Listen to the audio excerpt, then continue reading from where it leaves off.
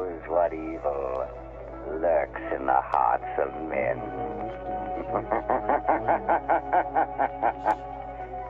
The shadow knows. Blue Coal presents The Shadow, a man of mystery who strikes terror in the very souls of sharpsters, lawbreakers, and criminals.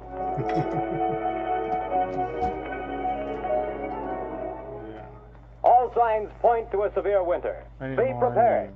If you want to be sure of even, dependable, healthful heat in any kind of weather, insist on Blue Coal, America's finest anthracite mined from the fields of northern Pennsylvania. The coal that has colored a harmless blue at the mines for your protection.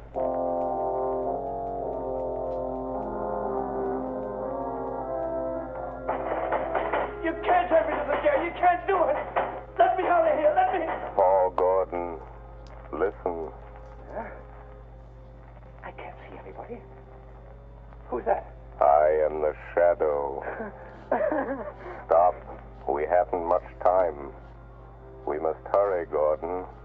You're in the death house, charged with murder. Yes, I'm innocent.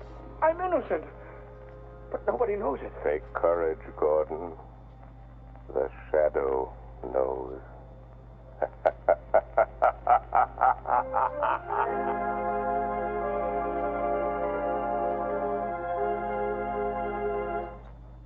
All right, Margot, won't you sit down?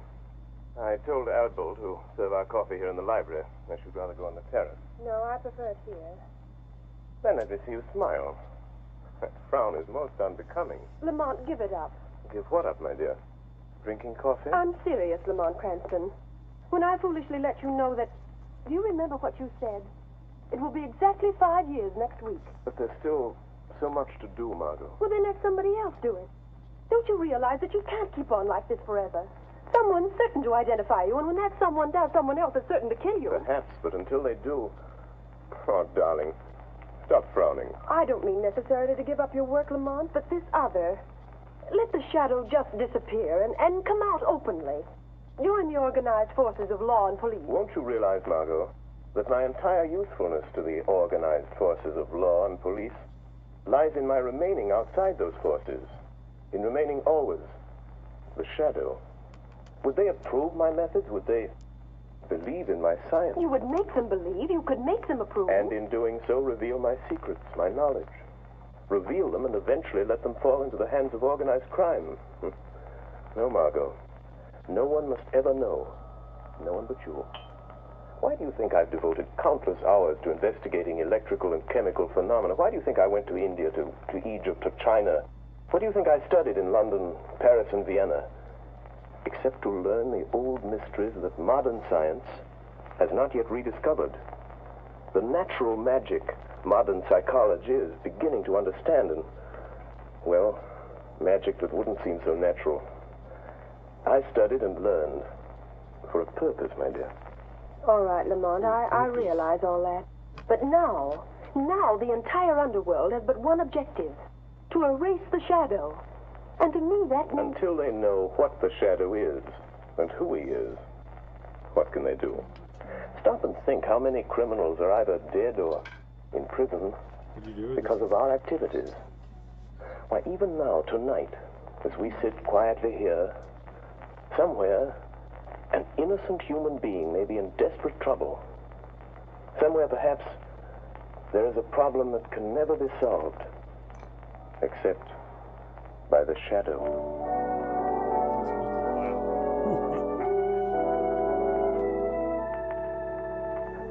What did the doctor say, Grace? It was good news and bad, too, I'm afraid, dear. Well, whatever it was, dear, tell me. Well, he said the baby could be perfectly well again within a year. Oh, thank God for that. Poor kid. She's had a tough time. Well, what else? Well, this part isn't so good, Paul. She'll need treatments during all that time. Paul, treatments cost money. I know. Well, we'll have to manage somehow. You didn't do a very good job marrying me, dear. Darling. If I could only get a job. I've got my health and I've got brains, but no one seems to want them. Oh, they will, dear. They've got to. You're right about that. We're just about down to rock bottom. I raised every cent I can on the house and car. There isn't anything left. You and I are still left, Paul. And we've got to take care of Sally. She's our daughter, Paul, and she's got to have her chance. And she's going to have it. Somehow. Tomorrow I'll start out and take anything I can get. Darling, perhaps tomorrow things will break for us. Yes. If only they don't break the wrong way.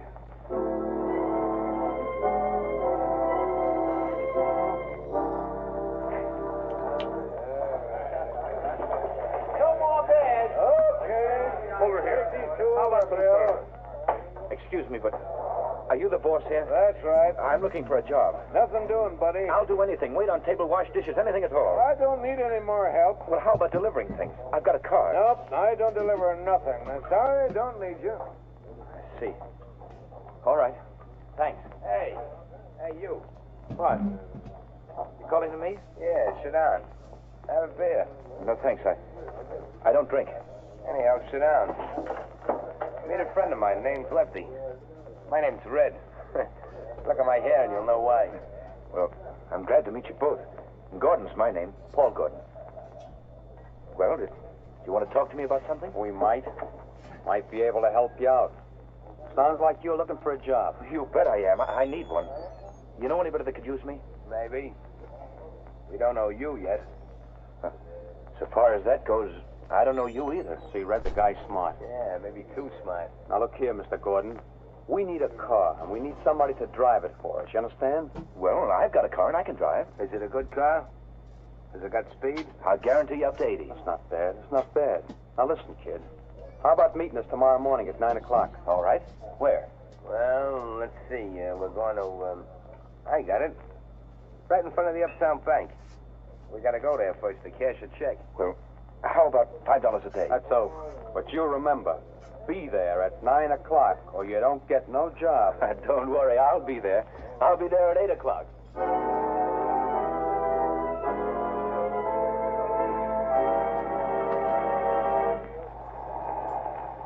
Hey, buddy, you can't keep this car in front of the bank all day. Can't you see that sign, no parking? I'm not parking, officer.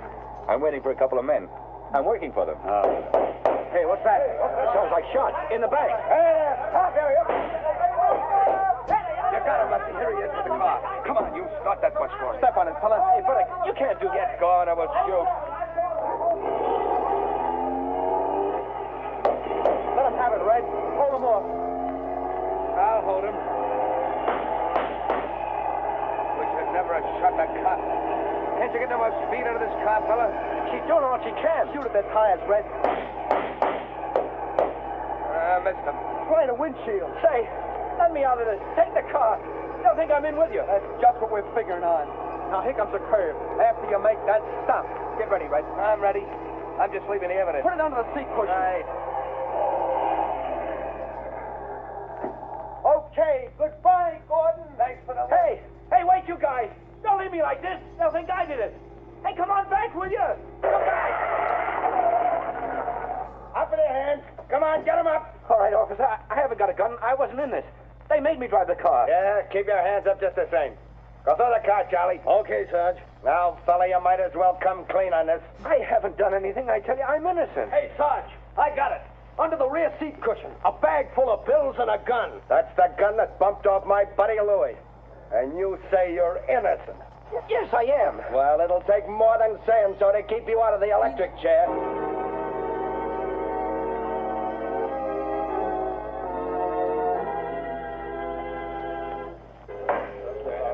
Order in the court.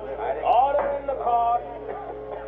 Paul Gordon, the jury have found you guilty of robbery under arms and of statutory murder. You have been shown to have had both motive and opportunity. The prosecution has piled up a mass of incontrovertible evidence, and I myself have no doubt of your guilt.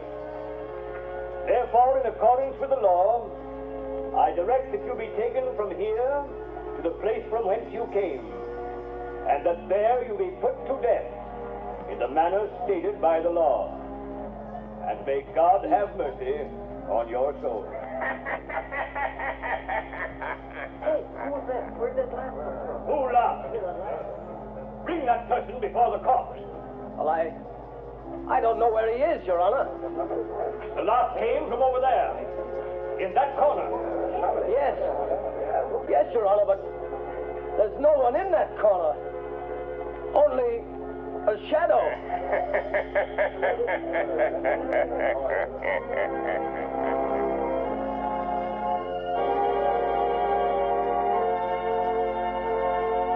You go to sleep, dear.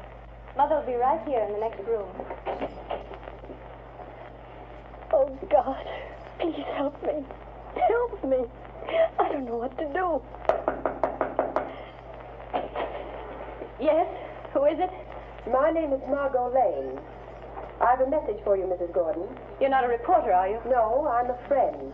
I've come to help. Oh, then please come in. What is it you want, Miss Lane?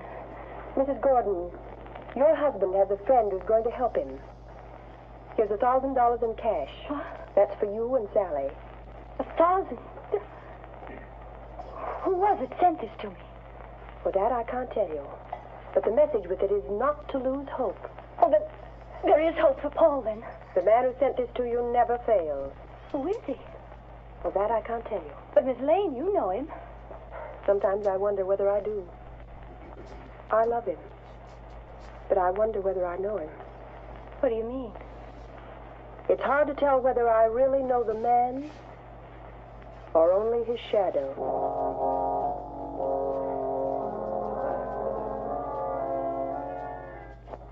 Well, Lefty, tonight the fall guy goes to the chair. That's what he gets for being a sucker. Yeah, there's not a clue that even points our way. Not even a print. We had gloves on all the time. You had yours off for a minute when you were sitting next to him. Yeah, but I didn't touch the wheel. Then we ain't left a clue. You think so? Who said that? You, Lefty? No, I thought it was you. It was I. You cannot see me. Who are you? And where are you? I am here in the room, in the shadow. You have pinned your crime on an innocent man. He shall not suffer, but you will. I don't know who you are, where you are, but you're bluffing anyway. You got no evidence. We didn't leave a clue. You did leave a clue. A clue that will send you to the chair. What was it? Where was it? You're lying. Wouldn't you like to believe that? Keep thinking about it. Keep thinking about the clue that you forgot.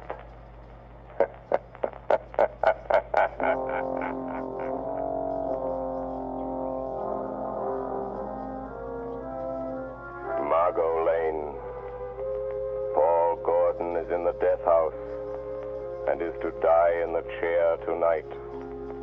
I am going to him now. We can still save him. Stand by for orders. In a few moments, we will return to the shadow. But before we do, let me stress this one fact. For home heating, anthracite is best. And America's finest anthracite is blue coal. Anthracite is the healthful fuel.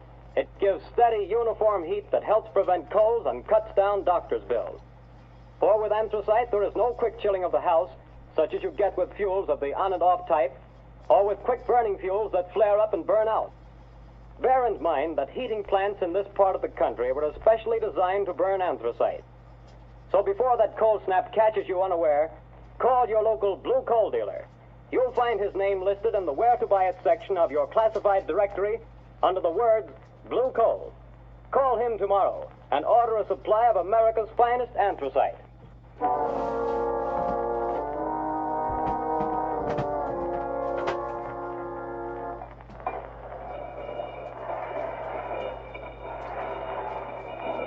What? Have you got any word from the governor? I'm sorry, Gordon. The governor refuses to take any action. Then I've got to go. Tonight? At 11 o'clock. What time is it now? Almost 10. Is there anything I can do for you? No. Thank you, Gordon. Very well. These guards will move you to another cell. I'll be back in a little while. Ready, Gordon? Yes, guard. We're just going to move you to another cell. What does it matter? The one you're going to is nearer. Nearer to the chair, is that it? Oh. All right. Let's go. All right, Gordon. Walk to the left. We'll be right here behind you.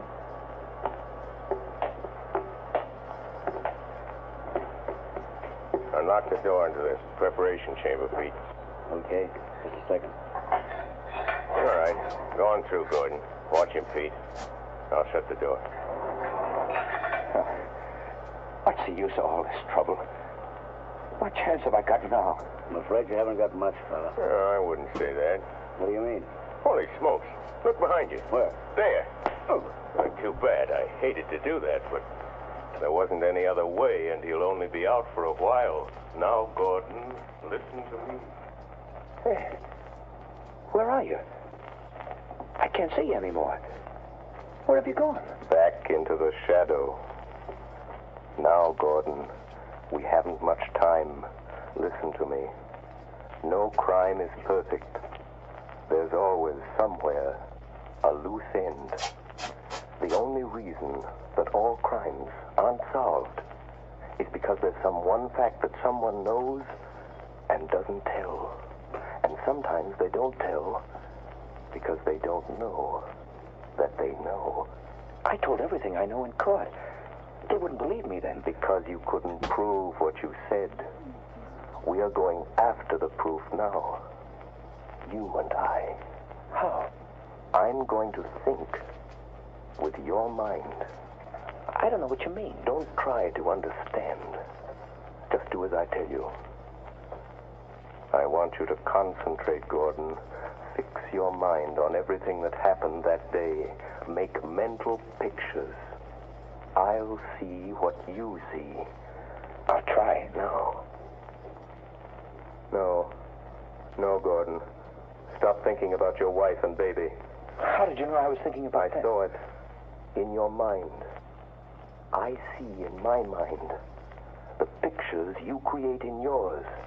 Oh, like television? Yes, or like mental telepathy or mind reading, hypnotism, whatever you choose. There's no time to talk. Stop talking. Think. I will.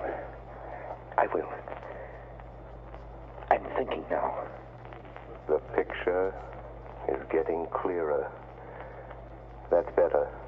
Go on. The restaurant? The bar? Gordon, stop thinking about the electric chair. It blurs the picture. I'll try.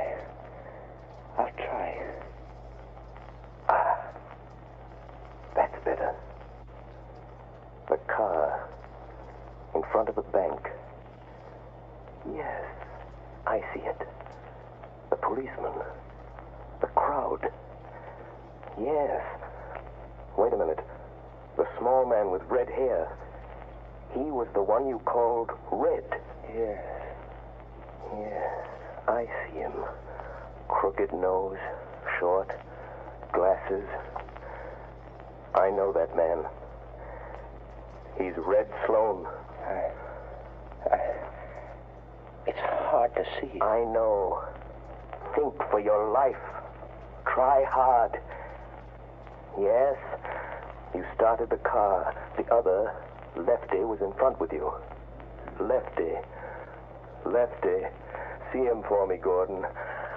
Yes. A scar on his left cheek. Why didn't you mention that in court? I forgot. Never mind. Concentrate. Yes. Lefty couldn't keep you covered with a gun and look back at the same time. What did he do? He reached up and twisted the rear view mirror. Now we've got it. That's the loose end. That's where his thumbprint will be. Gordon, now I can save you. You've told the truth. You didn't know you knew.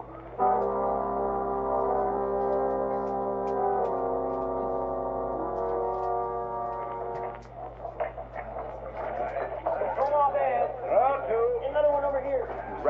fool for coming in here again. This is the place we picked up that kid that's burning tonight. What you want to come in here for? This is as good a place as any, ain't it? Hey, telephone for you, Lefty. Telephone? Yeah, maybe you never heard of it, but it's a great invention. But nobody knows I'm here. Well, somebody knows because they're waiting on the phone for you. It's over there on the wall. Okay. Don't be too long, Lefty. Hello? Say, what are you laughing at? Who is this? Lefty, did you ever hear of the shadow? Yeah. Say, what is this? Too bad about young Gordon, isn't it, Lefty? What do you know about that? The shadow knows. Who are you? What do you want? I want justice. Justice for Paul Gordon, Lefty. And I'm going to get it. But you ain't got no evidence. No. Perhaps there are some fingerprints, Lefty. Oh, no. We had gloves on. There couldn't be no fingerprints. Did you have gloves on all the time? Yeah, sure. I did. You're left-handed. Now listen carefully, Lefty. When you were sitting in the front seat of Gordon's car, your gun was in your left hand. Remember? Say, you ain't nobody, are you? It's just... Say, how do you know? What did you do with your right hand? My right hand? You took off your right glove, didn't you? No, I didn't. No. Gosh, I'm going nuts. And you couldn't see the car that was chasing you because the angle of the rear view mirror was adjusted for the driver and you weren't driving, so... Do you remember what you did? No, I didn't. I didn't take it off. Are you sure you didn't reach up with your bare right hand and turn that rear view mirror? Are you sure, Lefty? No, I didn't. Maybe I did that. If the police find that fingerprint, you'll burn, Lefty. Just the way young Gordon's going to burn. Tonight. Goodbye, Lefty. Hey, wait a minute. He hung up. No. I won't burn. Hey, Red! You certainly jabbed long enough. Say, who was the guy Never mind that. Where's that car of Gordon's now? In his garage, I guess. I heard his wife. Listen. What? I got a hunch. There's some fingerprints of mine in that car. Red, we gotta wipe them off of there, or maybe we'll burn in that chair, too. Come on, let's go. But, Commissioner... I'm sorry, Miss Lane, but I don't see what we can do. But I tell you, Paul Gordon is innocent. The men who committed the crime are free. Where did you get this information? Oh, that I can't tell you. Miss Lane, Paul Gordon was convicted of murder by due processes of law. Tonight he pays for his crime in the electric chair. If the police listen to every crank who came in here claiming new evidence... But they can't send an innocent man to the chair. They can't do it. No, but they can send a guilty man. And according to the evidence, Paul Gordon is guilty. Commissioner, suppose that afterwards, when it's too late, they discover that Paul Gordon wasn't guilty after all. And suppose I testify that the police refused to listen. Well, what do you want me to do? If it's within reason, I'll do that. I want you to send some men to that garage.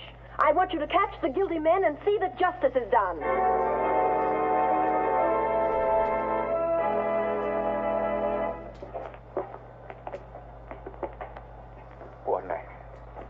I'm frightened. Brace up, Gordon. It won't be long. Keep your chin up, buddy. My turn next. So long, fella. Good luck. Goodbye, kid. Where is he? He promised to save me. Who, son? I don't know.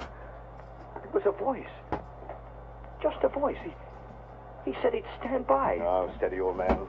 Don't lose your nerve, Gordon. Open it up, men.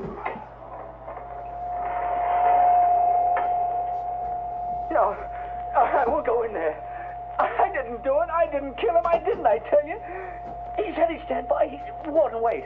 Only a few minutes more. Just a few minutes. Don't take me in there yet. No, wait, please. He said, please wait. Easy, Gordon. I'm sorry. If I go in that door, I'm gone. It'll be too late then. Take him in, men. No, wait. Oh, where are you? Where's that voice? Where did he go? Please come back. Warden! Wait a minute, men. Well, what is it? Warden, wait. The governor's on the phone. He says stop. Hold up everything. What'd the governor say? He wants to talk to you on the phone, Warden. He says, don't electrocute this man. They've got the other two guys in Gordon's garage, trying to rub out some fingerprints. One of them was shot and died. But before he died, he spilled it all. This fellow didn't do it. It was a frame-up. Oh, thank God he got me in time. Gordon! Gordon! Did you hear that? Yes. Yes, I heard it. That voice said he would. I'm free. You're not going to electrocute me, Warden. You're not. No. No, Gordon. The governor saved you. Governor? No. It wasn't the governor. It was somebody else. Or something else. What do you mean, Gordon? Who saved you? I don't know. It was a voice. Just a voice. I never really saw him. He was only a shadow.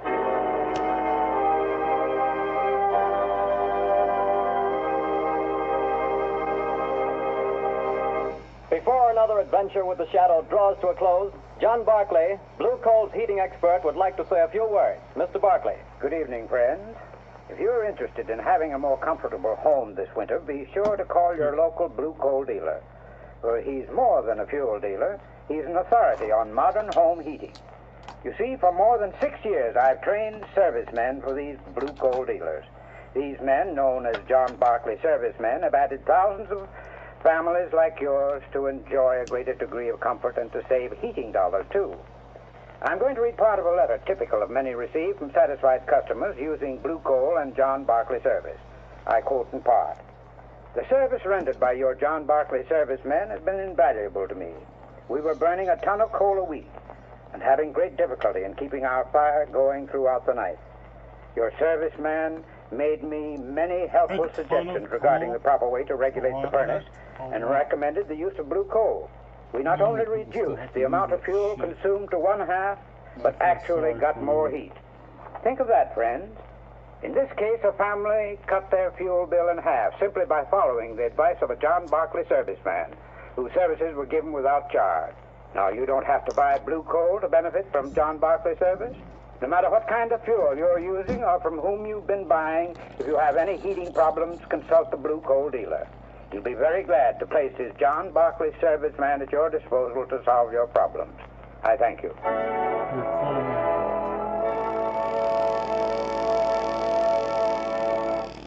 The story you have just heard is copyrighted by the Shadow magazine. Real names are never used in these Shadow stories.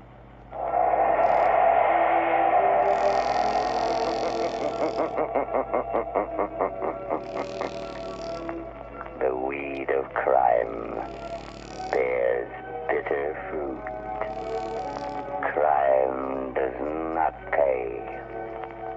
The Shadow knows.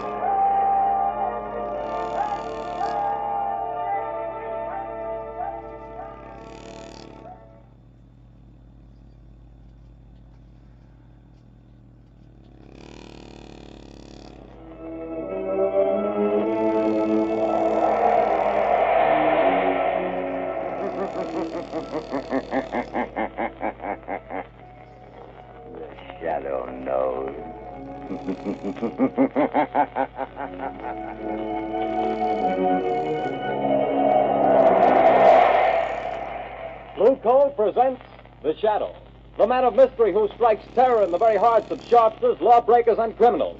Today, the Temple Bells of Lebanon.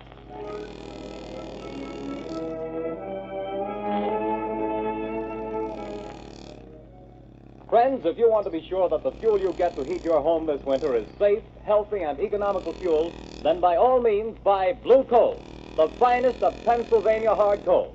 Remember, this superior quality anthracite has been colored a harmless blue at the mines so that you can recognize it at a glance. So take the guesswork out of your fuel buying. Get America's finest anthracite. Ask for blue coal by name. Order a supply tomorrow.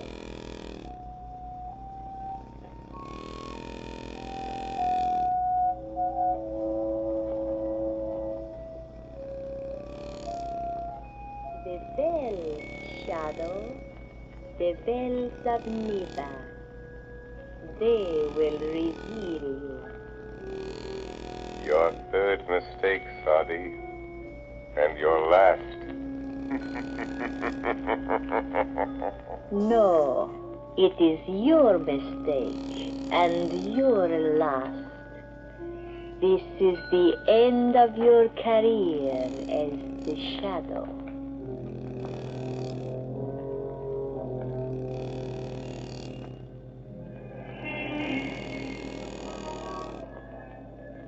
Oh, Margot, we'll make this a large evening, a couple of hours at the Club Caliph. Does that intrigue you? Lovely, but not too late. I have an appointment at 10 in the morning at the Women's Club.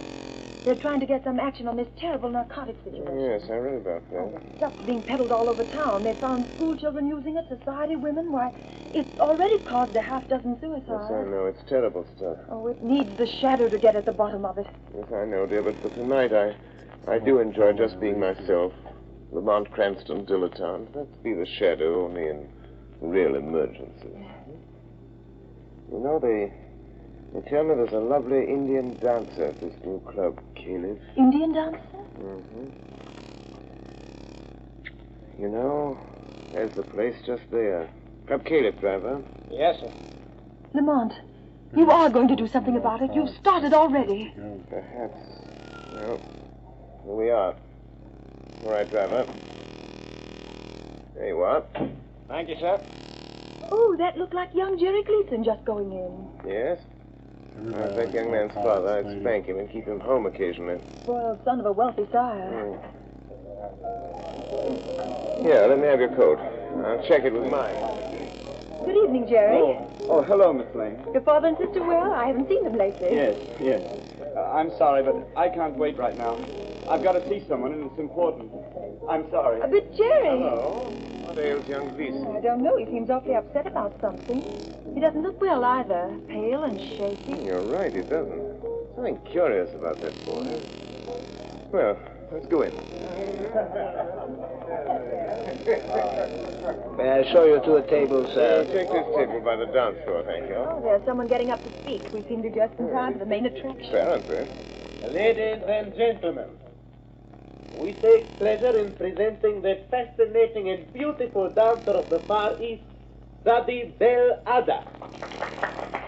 For her first number tonight, she will give you the dance of the cobra. Sadi Bel Ada.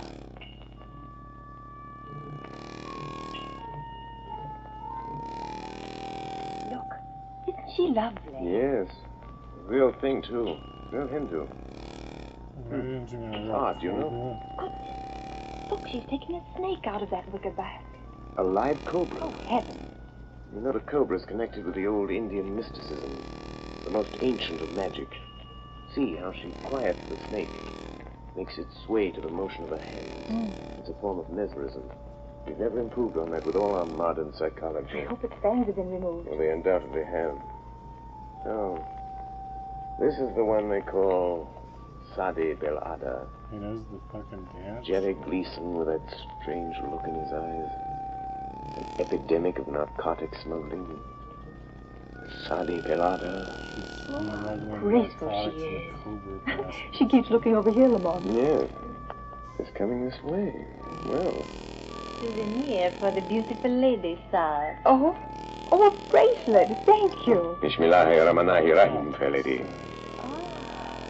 You know the tongue of Mother India, sir. Only enough to make a small prayer. Only enough for that. Sadi Bel Ada. It is good sometimes to know a small prayer. Just in case of an emergency? Yes. You are very wise, sir. In case you should meet someone who could destroy you, sir. I see. Cela. Just what did she mean by that? I don't know exactly. funny something. She seems to know something about me.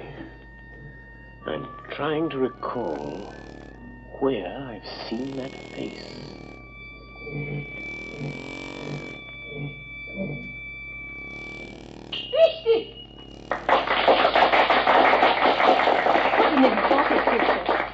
Look, she's stopping at the table by the door. Why, it's young Jerry Gleason. She handed him something. Good Lord. He's going out with her. What's the matter, It just struck me, Margot. That boy's face. Jerry Gleason's The color on of his skin. drugs. You mean drugs? Yes. The poppy of India. Oh, but not Jerry Gleason. Oh, that'd be too awful. And our old friend Claire Gleason, his aunt, who's tried so hard to steer him straight since his mother died, it would just about kill her. Come, Margot. We must do something. We're Lamont. going to. I did come here tonight with a vague idea that this Indian dancer might have some connection with the thing. With her veiled threats and Jerry's interest in her, I'm pretty sure But now. what's he going to do? I think the Shadow will pay a call on Sadi Belada in her dressing room. I think the Shadow can strike back.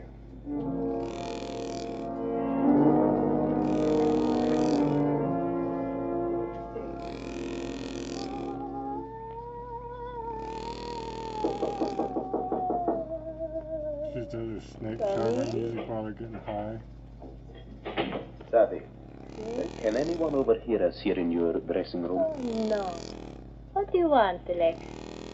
A message from the captain. What then? Tomorrow is the day. The police are getting closer. We sail tomorrow night at 8. I am not afraid of the police. But there is somebody else I am not sure about. You took care of Jerry Gleason? I gave him his medicine and sent him home. But you bring him tomorrow night? Do not fear, Alexis. Jerry will be with me when we sail. I have a way to let him know. Good. The air blows from that window. Close it, Alexis. Too bad we have to terminate. The grand success of Sadi Belada and the Club Caliph. Yes. But as the Americans say, business is business, yes. And we still have a small business with the rich papa of Jerry Gleason. No doubt the richest part of our business, sweet Sadi. The rich man will pay well.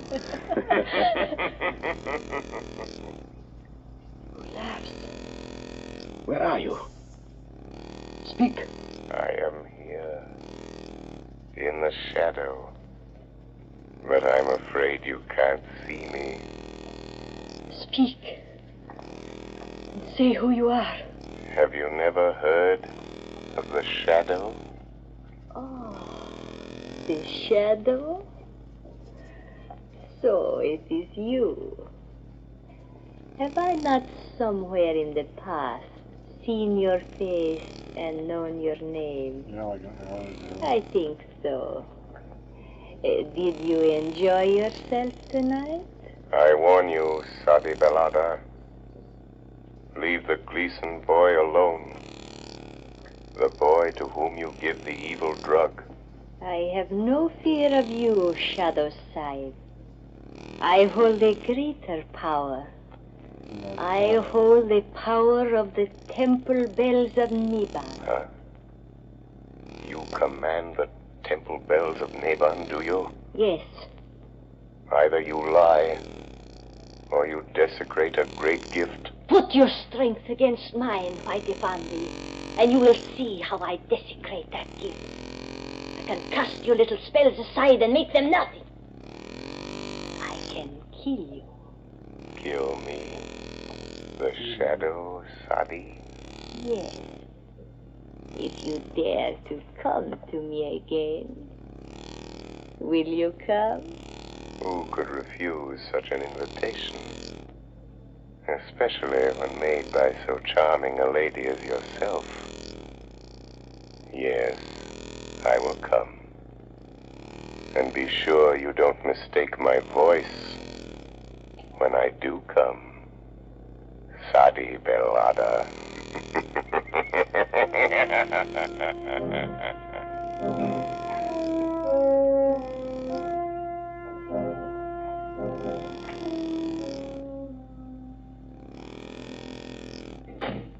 Well, what is it, Sergeant? Excuse me, Commissioner. Old man Gleason is outside and insists he's got to see you. Gleason? You mean Andrew Gleason? Sure, the big Wall Street banker, friend of the mayor. Shall I let him come in? All this name deficiency word doesn't do any good. I want to see you, Commissioner. All right, Mr. Gleason. What the devil is this town coming to? Well, if you'll tell me what you're getting at... My boy is what I'm getting at. He's lying home there with the worst case of delirium tremens I ever saw. Spent the night sopping up liquor in these rotten honky-tonks. Mr. Gleason, if you think the police department's going around playing wet nurse to all the spoiled kids in this town... Is this what you came to see me about, Mr. Gleason? It certainly is. Well, I happen to have more important things on my mind right now. Then you better get this on your mind. Because if you don't, I'll see to it that there's somebody here who does. And I can do it. Good day to you. Well, seems like this was a busy day, sir. What with drunken college boys and millionaires. This is another of those, Commissioner Weston speaking. Why, Don't lose your patience, Commissioner. The Shadow has information that may help you. Young Jerry Gleason is becoming a drug addict. What? Yes. A victim of this flood of drugs being peddled on our streets. It might cost you your job. Are you interested, Commissioner?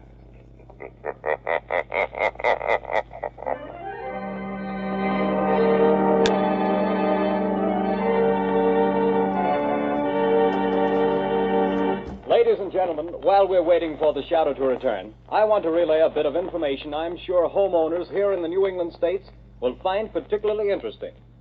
When buying your winter supply of fuel, bear this in mind.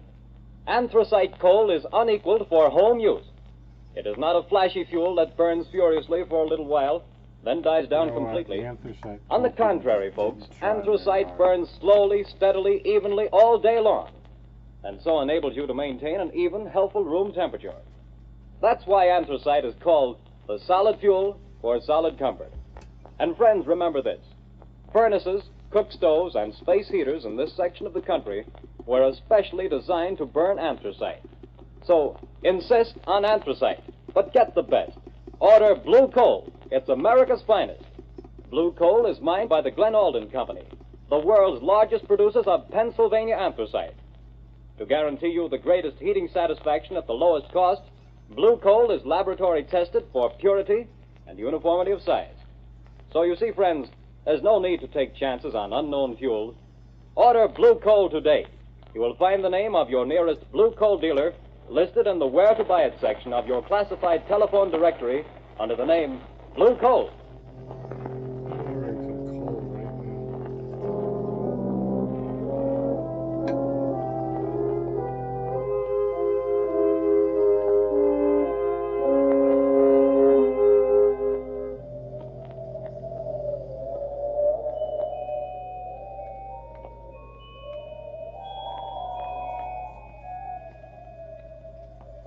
You hear, Margot? Yes. As though they came out of nowhere. The temple bells of Niban. Listen. 3 soft notes will strike, and then the spell will be broken.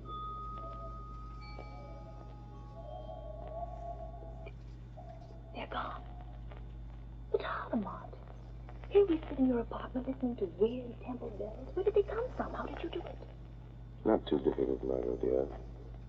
For those who've learned its secret based on the phenomenon of telepathy combined with the old science of the yoga, the same magic which gives voice to a shadow. It's a very awe-inspiring demonstration.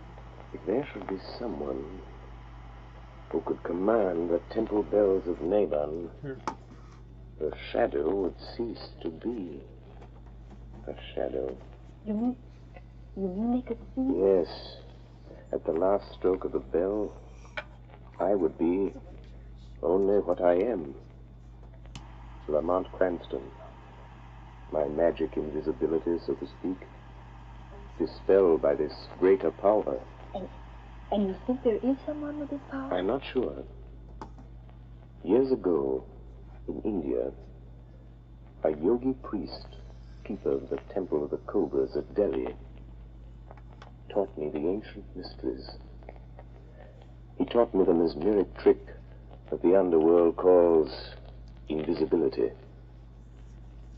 There was a small girl, his niece, who used to sit and listen, staring up at us with her round, dark eyes. She was very clever. Clever. I've often wondered what became of her. But the cobras. You don't mean the Indian dancer at the club cave? I'm not sure, Margot. I'm not sure. Oh, but this worries me, Lamont. Aren't you going into dangers too big for you? Don't worry about me, Margot. Worry about the boy and all other poor, miserable wretches in the toils of this awful drug traffic. Is young Beeston safe? Yes, his father made him go to bed. They thought he'd been drinking too much. Well, guess it's time I got busy. Have you found out anything else? One or two things. In Sadi Delata's dressing room, I found a note signed by a Captain Marlin of the freighter Albore Castle. I think there's some connection there. I'm going to find out. First, though, I'm going to the zoo. The zoo? Yes. The zoo? Yes, I want to borrow a decorative little reptile from my friend the curator. He's usually very obliging. Steal the zoo animal? Thought he was against crime. Who opened that door? Look. Hanging from the door now. Snake. Don't touch it. It's all right. It's a dead one. A note with it. So, she's not bluffing. She does know who I am. Oh, She killed her fucking I'm snake? frightened for you. What does it say? It says, dead cobras are better playthings than live ones. Was I mistaken? Then it's not a Belada. Oh, Lamont. Margot, it's a challenge. But the bells. The bells of Niban. Oh, I'm afraid the shadow this time will get beyond his depth. We shall see, Margot. We shall see who is stronger. Sadi and the bells of Nabans, or the shadow and the snake.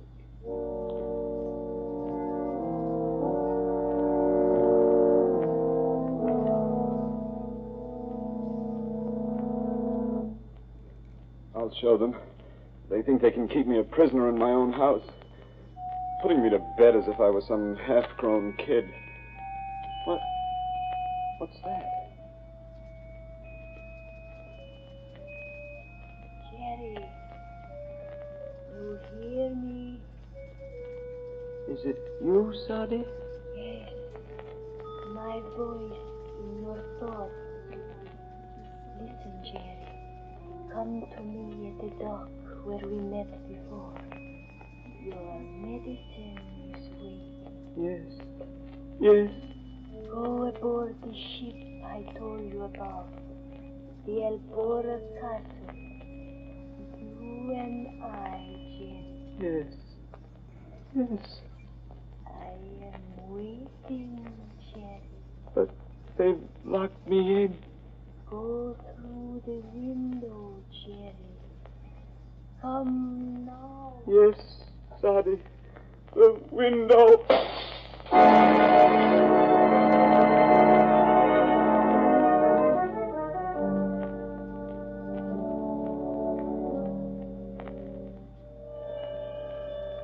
Margot Lane, stand by for orders.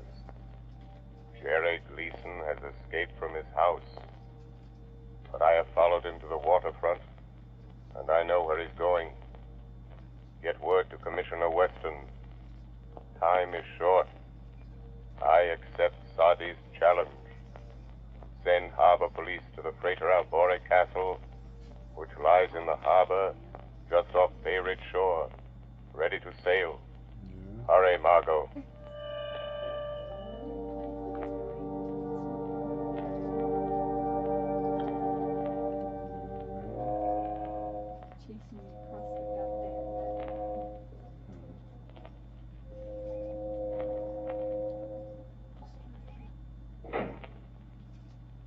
Depressing here in this cabin, Cerebel. A little. Why do you tremble so, Alex? I wish we were far at sea, on our way to Rio. Oh, be patient. The ransom note was delivered to Papagi. Yes. What was that? But there is nothing. Oh, it's you, Captain. We are leaving, Captain? Yes, we're getting underway now. We've got the boys stowed safely below decks. And the rest of the medicine?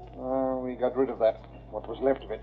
A nice clean-up for all hands, not counting this Gleason job. That'll net us another 100,000, or nothing. Oh, we're fixed whichever way the dice roll. And after that, we live like kings, without a care, yes? Not even a conscience to bother you. What? Sadie, he has come. I was afraid. Who said that? I did, Captain. So you're the one with your trick ghost talk and magic, eh? I'll make a shadow out of you soon enough. Not that way, Captain. No? Here, lock that door, Lex. It is locked, Captain Malin. But the porthole. No one can get through those, not even a shadow. Save your laugh, whoever you are. We've got you. You're in this cabin somewhere, and this ship is outward bound. Laugh that off. I think you may have made 3 mistakes, Captain. One too many. Yes? Yes, Captain. But I do not make mistakes, sir. That remains to be seen, Sadi Belada. Then you will see. Hand me the wicker basket, Alex. Hey, what are you going to do? Yes, Sadie. I call the temple bells of Niban, Captain. The shadow has the power to blind your eyes. A trick he learned in India from a yogi who was my uncle. But I have a better trick. When the last bell sounds while the sacred cobra dances, you will see the shadow only as a man. Be ready to shoot, Captain. I'm ready. And now, my cobra, to dance with the bells of Niban. I wouldn't open that basket if I were you, Sadi Belada. You watch my pretty cobra, sir. He may find you even before the captain's bullet. I know how to piss You a will cobra die off. just as quickly. Dead cobras are better playthings than live ones. Bismillahi Rahmani Rahim. Make your small prayer, sir. She can whistle this thing into attacking. And now, my pretty one, begin to dance. Be careful, Sadie Bell. The cobra moves towards you. That thing is My own pretty cobra. He knows me. It's actually somebody else's cobra. You hear the bells, Shadow? The temple bells of Niban? I hear them. When the last bell strikes, we shall see our prisoner. And I'm waiting for that minute. But Sadie, the cobra. Look out, he's going to strike. Alexis, something! Quick, drop the basket over Alexis. Kill it! She got killed by her own cobra. Sadie. The shadow warned you, Sadi Belada. You take credit for this too, do you? No. Sadi should have known it was not her cobra in the wicker basket. Holy shit, I was right. It was mine. He had his own cobra? What are the chances?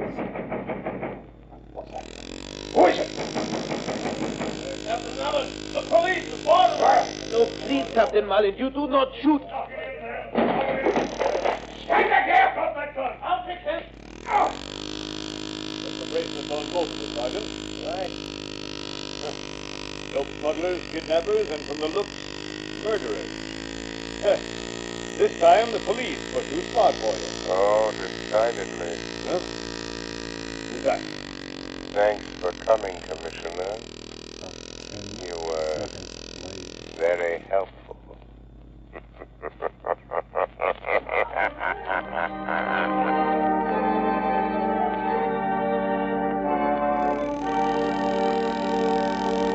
And now, before today's adventure with the Shadow comes to a close, John Barclay, Blue Coal's own heating expert, is here tonight to give us another of his practical talks on automatic heating. Ladies and gentlemen, Mr. Barclay. Good evening, friends. Last week we discussed the importance of uniformly heated homes in avoiding cold. I told you how home temperatures could be kept uniform and automatically controlled with a Blue Coal heat regulator. I explained that the cost was only $18.95 plus a small installation charge. Now for a word about the convenience of this Blue Coal heat regulator. With one of these automatic regulators in your home, it is no longer necessary for you to adjust the dampers by hand. The regulator eliminates need for frequent attention to the furnace. What do you have to do, Mr. Barclay? You simply tend to your furnace once in the morning and once at night. Just think of that, friends. You can enjoy the comfort and convenience of an evenly heated home, and yet you can come and go all day long without a thought or worry about the fire. Is it any wonder I'm so enthusiastic about the Blue Coal heat regulator? And too, although it costs only $18.95, it does about everything that the elaborate and much more expensive equipment does that many of your friends have. So, folks, why not get to your Blue Coal dealer tomorrow and ask him more about this Blue Coal heat regulator? At the same time, if you have any heating problems, discuss them with your Blue Coal dealer, too. He is the best-informed heating expert in your community. With the assistance of his John Barclay trained serviceman, he will be able to save you money and help make your home more comfortable this winter than ever before. I thank you.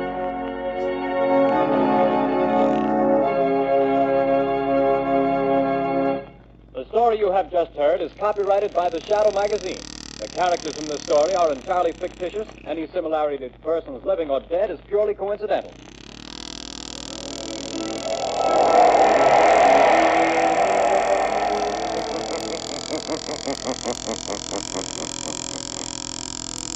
The weed of crime bears bitter fruit. Crime does not pay. The Shadow knows.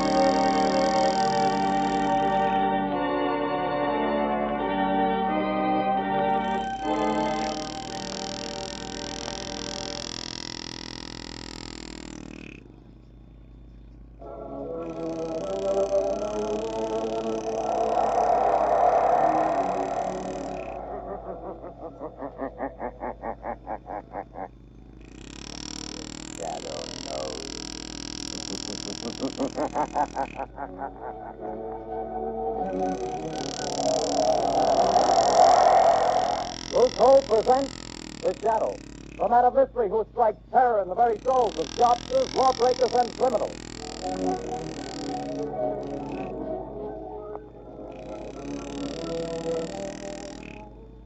Friends, there's no longer any need for you to rely on guesswork when it comes to buying fuel. Now you can get the best fuel for home use, and know it at a glance, too. For Blue Coal, the finest of Pennsylvania hard coal, is colored a harmless blue at the mine for your protection, so that you can identify it instantly. To be sure that the fuel you buy is a safe, healthy, economical fuel, get America's finest anthracite. Ask for Blue Coal by name. Order your supply tomorrow.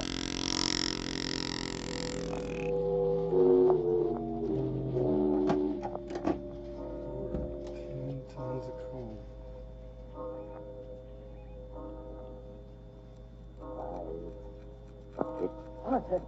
7, 8, 9. This is the hour, my dear. I can't stand it, I tell you. Oh, wait till 9 o'clock it comes. But if I hear that horrible thing again, I'll go crazy. Oh, this awful house. But it's quiet, my dear. Way out in the country like this, I can install my laboratory here as soon as I get around to it. As for these strange sounds, well, haunted houses have always fascinated me. I've always wanted to meet a ghost, shake hands with him, invite him to tea. Stop talking like that. It's serious. Oh, I've tried to stand it for your sake, Arthur, but I don't know how much longer. My heart isn't strong, and I... But that's only the wind, isn't it? No. It always starts like that.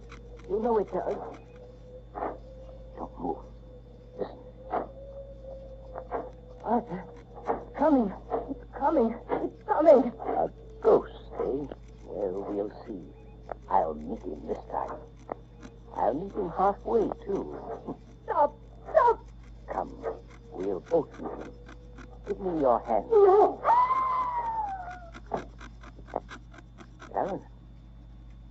Caroline, it stopped.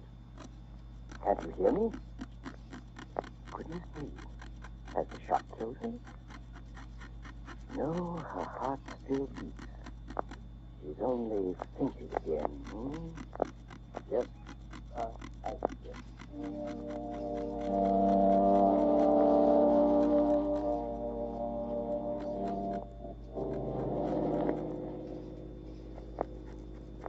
Wait a minute, corner, Lamont. Is that big house set on the studio? May I ask, Margot, the reason for this late call on Caroline Sneed? I'd like to know what's the matter with the poor woman. I got an awful shock when I saw her in town last week. She looked positively haggard. I never saw such a change come over a person. Married life may not agree with her. She was a spinster for close to 40 years, wasn't she? I know, but I think she was foolish. Caroline has nearly $1 million in her own name. She didn't have to marry. Yes, but right now I'm not the shadow. Remember, I'm just your patient chauffeur, darling. Lamont Cranston, in need of a rest from my famous mystery man role. That last adventure took a lot out of me, you know. Well, a marriage problem is hardly as... Seriously, though, nobody knows anything about this man she married. He came into town 6 months ago, met Caroline in some accidental manner at the county fair, and proceeded to rush her off her feet. I've met him only once, but I don't like his look. Something sinister, I gather. Hence the shadow idea. Well, who is he anyway? Professor Arthur Sneed, I believe he calls himself. He has a small office in town where he's supposed to be working on inventions or something. Well, here we are. You're usually pretty level-headed, Margot, but don't let your aversion for this man we're seeing be too apparent.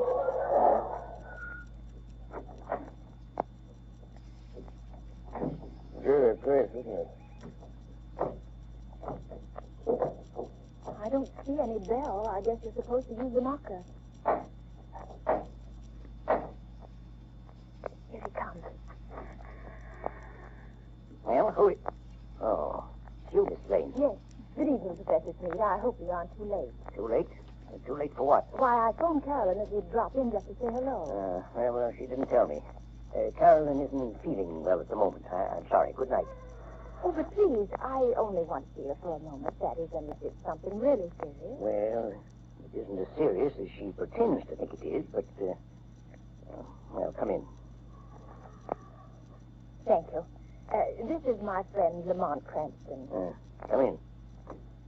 I'm very happy to see Mr. Cranston. I've heard a lot about him. How do you do? You say Caroline is ill? She didn't mention it when I came on suddenly. She's been in a nervous condition lately, but it's mostly imaginary. I made her go to bed. Well, would it be all right if I saw it? I suppose so. Go on up if you like. Well, thanks. I'll only be a few minutes too long. What seems to be the trouble with your wife, Professor Sneed? Oh, she's run down, I guess. Frightfully nervous. She has some absurd notion that this place is, well, haunted. Haunted? It's only the wind, of course, and the creaking of an old house. Ghosts. She keeps talking about ghosts. And I can't persuade her that there are no such things. Of course, old houses have a habit of getting themselves haunted, Professor.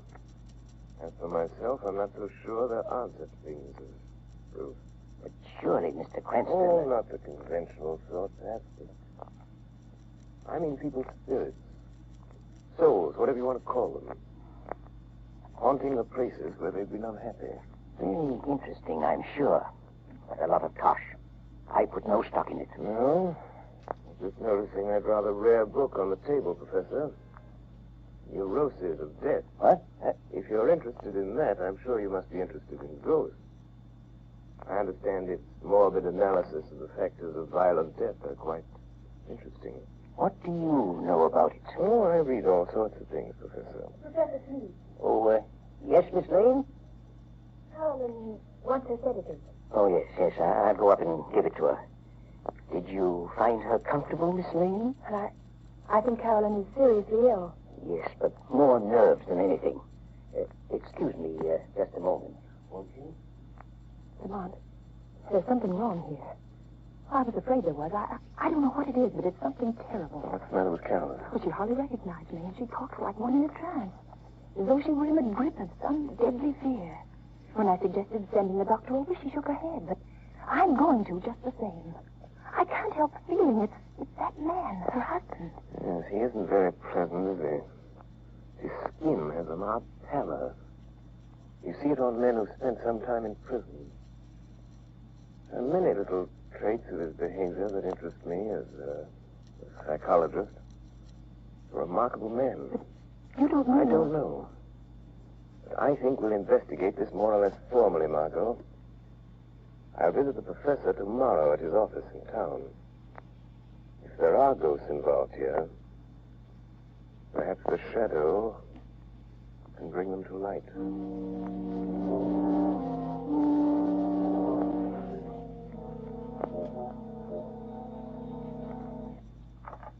Hello? Yes, Carolyn.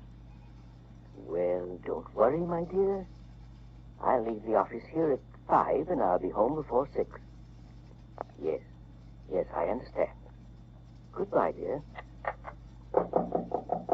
Well, who is it? Is that you, Miss White? Who's opening that door? Don't get up, Professor. I'll close it after me. What? I thought I might find you in. Who said that? Who are you? Your conscience speaking, Professor. Or have you a conscience? I'll show you what I've got. Don't excite yourself. I'm only a voice. A voice they call... Professor, have you ever heard of the shadow? The shadow? Professor? Yes. You seem to have heard of me. What do you want? I've come to warn you, Sneed. Warn me? Warn me about what? I know what you're doing. What? And I know how it's going to end. The end is death. Death? Death. I have something here I'll toss in your lap. There. It's another fucking cobra. Do you hear it? Why, you... Get out of here, I tell you. See it? Look. It's half of a playing card. The ace of spades. When you find the other half... You'll be dead. That will be the end. Get out and leave me alone. All right, Sneed, I'll go, but don't forget. Sneed. The shadow Blows. knows. Trying to frighten me with his tricks. Oh, coming back, are you? Oh, it's you, Miss White. There are 2 gentlemen here to see you, Professor Smith. 2 gentlemen? Well, I'm not I expecting... guess you may remember us, Professor Smith. Spike. Your old friends, Spike Collins and Mr. Wilson here. Yes, of course. Please take those circulars on your desk, Miss White, and mail them at the post office right away. Yes, sir. Lock that door, right? Okay. And what are you staring at, Sneed? We ain't ghosts. I thought you two were doing a stretch at Leavenworth. Yeah, we were. We framed a getaway. And now we come to see an old pal. Oh, now listen, Spike. I'd help you if I could. Not. But... We've been watching you, and we know your game. You ain't got no time to stall. This old dame you married has had plenty I of... don't know what you're driving at. Well, you'll know if we squawk about that dame you married out in Idaho that croaked without anybody knowing what was the matter with her. Cards on the table, Sneed. Is this one signed our money over to you? Yes. She fixed her will in my favor. Well, what are you doing to get her? Well, she has a weak heart, and... I know. Playing ghost and scaring her to death, eh? That's too slow, Sneed. I got a better scheme. We break into the house. Stage a burglary, see? In a scuffle, the old dame gets shot, dead. quick. No.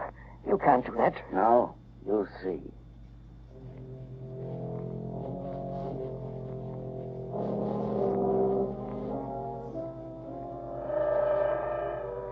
Spike Collins. Spike Collins. Wake up. Spike Collins. What? Who's that? It's just a voice, Collins. The voice of your own thoughts, coming to warn you. No one but you can hear me. Your friend Sneed is going to double-cross you tonight. Sneed is going to double-cross you.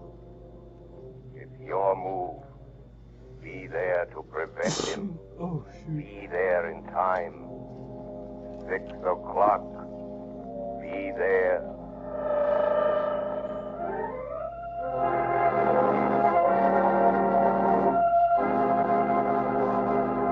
The Shadow will return in just a few moments.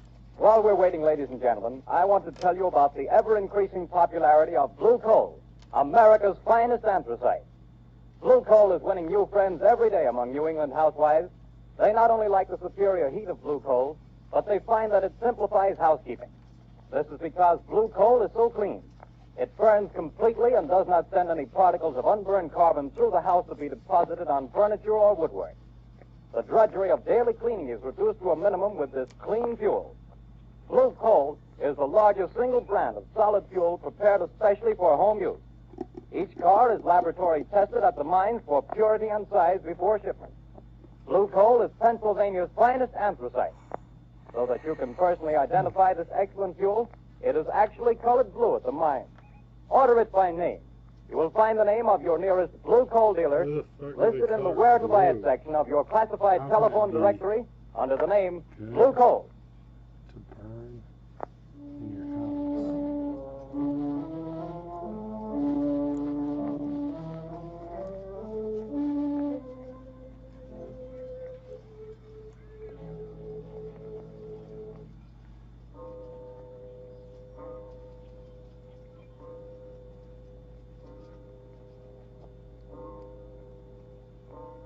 Are you comfortable in that chair, Carolyn? Yes, thank you, Margaret, dear. And I do appreciate your coming out here and staying with me. I'm glad to do it. But it's 6 o'clock. Your husband ought to be coming home pretty soon, shouldn't he? He phoned just before you got here and said he was starting. He seemed very agitated. Oh, he's a strange, unaccountable man sometimes. There are things about him I don't seem to understand. Yes, I know, dear. He has a car, I suppose? Yes, he's driving. He's probably on his way now. I've got to think of something. I know. We leave town. You're driving rather recklessly, Sneed. You again. I'm going to haunt you. Try to forget that I'm here in the rear seat. If it annoys you. No, don't look under the seat. If I could only see you, get my hands on you, I'd show you how much it annoys me. Shut up. I'm the voice of your conscience, Sneed. Perhaps you have a conscience. After all, I could choke that voice down your throat without any trouble to my conscience. If you only had the power of second sight, you could see me. That's an invaluable gift, Sneed. Being able to see things that other men can't. Some people call it mental telepathy. Some by other names. Remember, I can see the pictures you make in your mind. I told you about that. You can warn all you like. That's not evidence. Not in court. A lot of wild guesses that don't mean anything. Well, doesn't it frighten you a little, Sneed? I simply will you not to see me, and you don't. Careful. There's a truck coming down the road. Better sound your horn. Good Lord, the fool's taking up the whole road. It's going to hit you. Look out. God, there wasn't any truck there. No. I willed you to see it. And you saw it. No truck at all. Just hypnotism. Gosh, I'm having hallucinations. But that's the way to dispel hallucinations. Drive straight through them. Be careful. We're near your house. And this old mill road is tricky. What about it? Look, Sneed.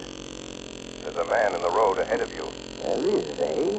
Really? Why, it looks like one of your two pals that called on you today. I knew he would be here, Sneed. Really? You're going to hit him if you don't watch out. More of your hallucinations. You think that I'll believe you again, don't you? Well, I won't. Look out! I hit him. This time, it was no hallucination, Sneed. He was in front of you.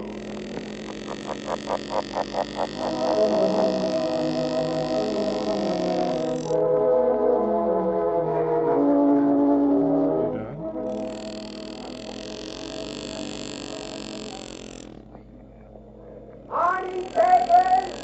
Morning, papers! Ex-convict Mike Cullen found dead last night on the old mill road. Mike Cullen, wanted by the police, found dead. Here, son. I'll take one. Hey, Arthur. All about it, Mark. Found dead on Old Mill Road. But that's out of the same place. Yes, I believe it is.